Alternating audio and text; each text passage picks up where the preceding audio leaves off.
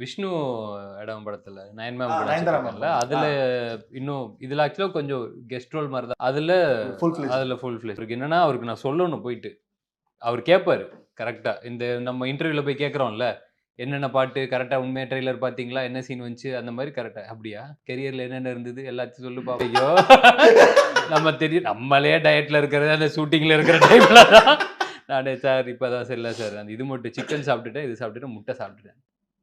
அப்ப ஸ்வீட் சாப்பிடுறியா? இல்ல சார் ஸ்வீட் இந்த ஸ்கெடியூல் முடிச்சிட்டு சாப்பிட்டுக்கிறேன் சார். அந்த மாதிரி. ஐயோ ஸ்வீட் பயங்கர ஸ்வீட். அந்த ஸ்வீட்டும் பிரபு சாரும் பயங்கரமா ஃபீட். அவரோட அன்பு செலுத்துறதே வந்து அந்த பிளேட்ல இருந்தது அவர்தான். அந்த ஃபுட்னாலதான். அந்த ஃபுட் அவங்களுக்கு தரணும், அவங்க சாப்பிடணும்ங்கிறது அவருக்கு பண்ணாங்க. எங்களோட படத்துல ரொம்ப கம்மியான லெவல் சிஜி தான். ஒரு ஃபார் எக்ஸாம்பிள் அதாவது ஒரு 800 ஷாட்டுக்கு வச்சுக்கோங்களேன், அதுல வந்துட்டு ரொம்ப ப்ராப்பரா சிஜி ஜெனரேட் பண்ற ஷாட் ஒரு 500 தாங்க இருக்கும். ஓ மை காட், நானே புக் எடுத்து படிச்சிடலாங்கிற அளவுக்கு சரி நம்ம படிச்சாலே ஏதாவது பண்ணிடலாம், தப்பா பண்ணாலே இது தப்பா பண்ண முடியாது. அந்த லெவல் சிஜி தான். அதை கரெக்டா அவனுக்கு தப்பா பண்ணி நம்மள ஓட விட்டாங்க. அது ஏன் கடைசி வரைக்கும் நம்ம அங்க பார்க்கும்போது நல்லா இருக்கு, டிஐக்கு வரும்போது அது ஏன்னே தெரியல. அப்ப வேற இதுல என்ன நல்லா வந்துச்சா அப்படின்னு கேட்பான்.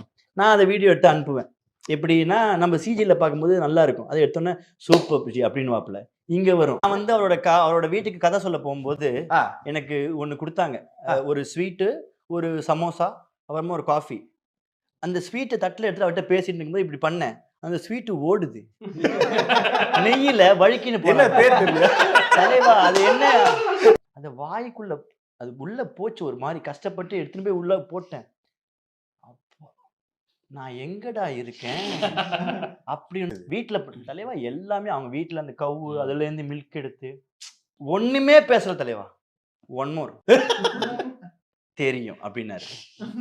அப்புறம் காஃபிலாம் எங்க வீட்டுல எவ்வளோ தண்ணி கலக்குறீங்களேன்னு நான் அன்னைக்குதான் தெரிஞ்சுக்கிட்டேன். எனக்கு காஃபி ஃபுல்லா தண்ணி தானே, பால்னு எழுதிதான் வைக்கிறீங்க, பால் அப்படி எழுதிடுறாங்க போல. அன்னைக்குதான் பால் இவ்வளவு திக்கா, பால் வாயில பல்லுல எல்லாம் இடிக்குது ஜி, தெரியுது அது ஒரு மாதிரியா. அதுலலாம் அப்படியே டோட்டலா அதான் நுரையே பாதி. நம்ம வீட்டுல அப்பதான் டவுட், நம்ம வீட்டுல நுரை என்னைக்கு வந்தது, வாயில தள்ளும் போது அந்த மாதிரிதான் இருந்தது. ஆனா திக்கு பால் இதெல்லாம் சாப்பிட்டு முடிச்சுட்டு முடிவே பண்ணிட்டேன், இவரை எப்படியாவது பொய் சொல்லியாவது கதைக்குள்ள கூட்டின்னு வந்துடணும். ஏன்னா இந்த சாப்பாடை நம்ம மிஸ் பண்ற கூடாது.